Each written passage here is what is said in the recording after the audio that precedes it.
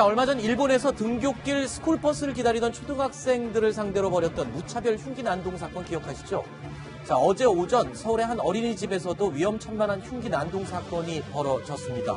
양재열 변호사님, 아니 우리나라에서 벌어진 일이었다니 이게 무슨 말입니까? 어제 오전 10시 23분경에 한 어린이집 앞에서 한 남성이 인터넷 구입한 흉기를 가지고 난동을 부리기 시작했습니다. 그 바람에 어린이집에 왔던 어린이 보호자 한 명, 그리고 인근의 문화센터 강사, 그리고 어린이집 해당 교사까지 3명이 부상을 입었고, 다행히 이 남성이 그 이후에 이제 그 자리를 피해서 달아나기 시작했는데, 경찰에 신고가 이루어진 일이 8분 만에 10시 36분에 근처 지하철역에서 검거는 됐습니다.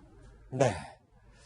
자, 그러니까 흉기를 든 남성 때문에 그 짧은 시간 사이에 지금 3명이 다쳤다, 머리를 크게 다쳤다고 하는데, 네. 그 아이, 그러니까 손녀딸에게 약을 주러 온 할머니가 먼저 첫 번째로 희생자가 됐다고요. 그렇습니다. 이게 지금 그 교회에서 운영하는 어린이집이에요. 어린이집과 문화센터와 교회가 함께 한 건물에 있는 것 같고요. 거기에 3명이 다쳤어요. 이분이. 왜 이분이 그럼 흉기를 들고 교회 쪽으로 갔느냐.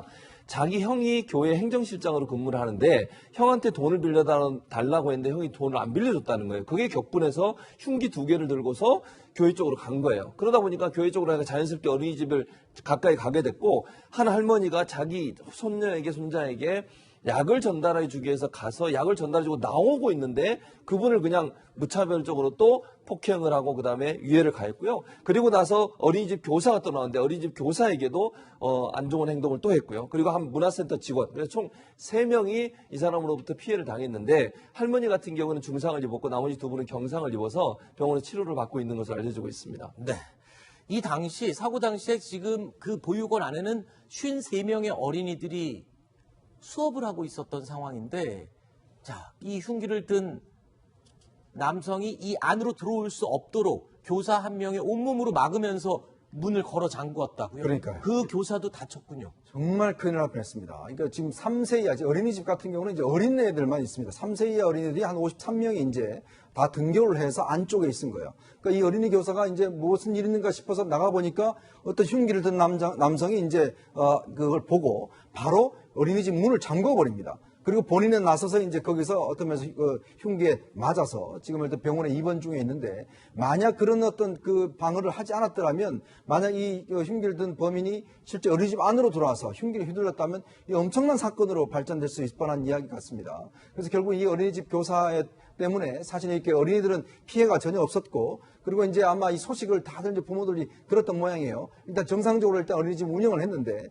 오후에 일단 조기에 아마 이제 부모들이 와서 애들을 데리고 가긴 했습니다. 그러니까 정말 이 어린이집 교사의 어떤 희생적인 어떤 그 방어가 없었더라면 정말 큰일 날 뻔한 사고가 일어난 것 같습니다. 자, 이 교사가 오직 아이들을 지켜야 된다는 생각밖에 없었다, 이런 얘기를 했다고 현장에서 취재기자가 전해왔는데, 이 교사도 지금 다쳐서 병원에 지금 있는 상태죠? 치료 중인 거죠? 그렇죠. 치료 중인 거죠. 그러니까 이 어린이집 교사가 얼마나 헌신적으로 아이들을 지켰냐 하는 부분을 볼 수 있을 것 같아요. 정말 이 아이를 지켜야 된다고 하는 사명감이 없었다고 하면 저런 위험한 상황에 저런 행동을 하기가 상당히 어렵거든요. 우왕좌왕할 수도 있고 본인도 당황할 수 있을 텐데, 딸이 평소에도 아이들을 끔찍이 아꼈고, 그 부모님이 하신 얘기입니다. 지금 어린이집 교사의 가족이 한 얘기인데, 그 순간에도 아이들을 지켜야겠다는 생각이 먼저 들었다고 얘기를 전해 들었다고 하는 걸 보면, 이분은 정말 아이들을 지키기 위해서 그 순간에 정말 정신이 더 번쩍 든 것 같아요. 네. 그리고 본인이 온몸으로 막아서라도 아이들을 지켜야겠다는 이 순간 정신 때문에 결국은 그 아이들이 무사했던 거 아니겠습니까? 네. 저는 선생님들이 현장에 있기 때문에 결국은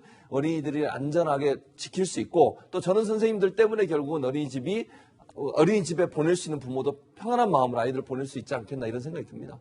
자, 지금 제 옆으로 보이는 영상, 이 범행을 저지른 이 남성이 보육원 앞을 어슬렁어슬렁 돌아다니는 모습을 볼 수 있습니다. 그런데 아니, 저기를 아까 찾아간 이유가 돈 때문이에요. 돈 때문이었다고요? 그렇습니다. 형이 거기 이제 교회 행정실장으로 근무를 하는데, 네. 형에게 돈을 빌려달라고 요청을 했는데 형이 그걸 안 들어준 거예요. 거절을 하니까 그 형을 유해하기 위해서 흉기를 들고서 교회 쪽으로 다가갔고, 가는 과정에 아무 관계도 없는 이 3명에 대해서 이런 흉기로 사람들을 좀 괴롭히고 또 유해를 강한 이런 일이 일어나게 된 거죠. 그리고 사실 형은요, 그 동생을 보자마자 1km를 도망을 갔어요. 무서워가지고. 그러니까 결국은 자기가 목표로 삼았던 형을 명을 만나기 전에 그 전에 교회 근처에서 만난 3명에게 이런 안 좋은 행위를 하고 그다음에 유해를 가해서 결국은 중상, 경상을 입히게 됐고요. 그냥 이거 뭐라 그래야 되겠죠? 묻지 마라고 볼 수도 있을 것 같아요. 아무런 관계도 없고 자기가 원한도 없는 사람들을 그냥 가는 과정에 본인의 화풀이 수단으로, 분풀이 수단으로 그 3명에게 위해를 가했다고 하니까 네. 물론 이제 이 사람을 조사를 해보니까 술을 먹은 상태는 아니라고 경찰에 얘기하고 있고요.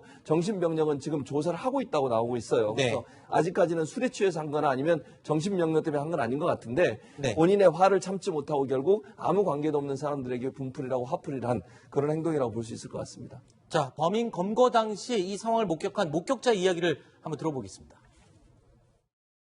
누가 먼저 신고를 해서 달려가면서 저 사람이야 저 사람 그랬고 경찰차가 이 나무 앞에 막 섰어요. 휘두르고 경찰 쪽으로 달려가요. 경찰이 여기 뭐야 3번 모아고 회장을 쓰고. 자, 전문가들은요, 범인의 흉기 난동이 약자를 통해서 이 약자를 향해서 분노를 표출하는 것이다. 이런 이야기를 하고 있습니다. 전문가의 얘기 한번 들어보시죠.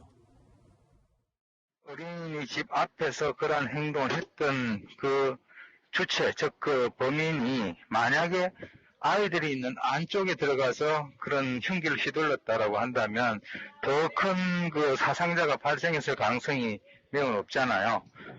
그러니까 이제 즉 다시 말해서 강한 사람들이 있는 데보다는 약한 자에게 가서 본인의 어떤 그 심리적인 분노를 표시하는 것이 자신의 입장에서 훨씬 그것이 용이하다 이렇게 생각을 했을 겁니다. 일단 저는 이 소식을 듣자마자 굉장히 소름이 돋았던 게 불과 얼마 전에 일본에서 있었던 끔찍한 이 만행이었거든요. 그렇죠. 도대체 이런 약자들을 상대로 한 보복 범죄, 그러니까 아무 앙심이 없는 아이들이나 노인들이 당하는 범죄잖아요. 그러니까 일본 같은 경우는 히키코모리라고 그래서 그 어떤 본인들이 그냥 집에서만 사는 사람이 있습니다. 20대부터 계속 살아서 이런 사람들이 지금 굉장히 수천 명에 달한다고 이야기를 하고 있거든요. 그 지난번에 일본 같은 경우도 바로 이 히키코모리를 하고 있는 사람이 이제 이런 범행을 저지른 것이고 이번 같은 경우도 물론 정신병력에 대해서 이제 조사를 해봐야겠지만 현재 오늘이 경찰이 밝힌 걸 보면 현재 정신병력을 가지고 있는 사람 중에서 관리 대상이 한 4,000명 정도 된다고 합니다. 전국적으로. 그 중에서 한 300명 정도를 지금 집중적으로 관리하고 있다라고 이야기를 하고 있거든요. 물론 그런 그 측면도 있겠지만 또 아까 말씀드렸던 그냥 무분별하게 어떤 일반인을 상대로 해서 저런 또 본인의 분풀이를 하는 그런 어떤 가능성도 있기 때문에 실제로 이제 우리 경찰에서 어느 정도 수준의 어떤 범인인지는 좀 더 조사를 해봐야 될 것 같습니다. 알겠습니다.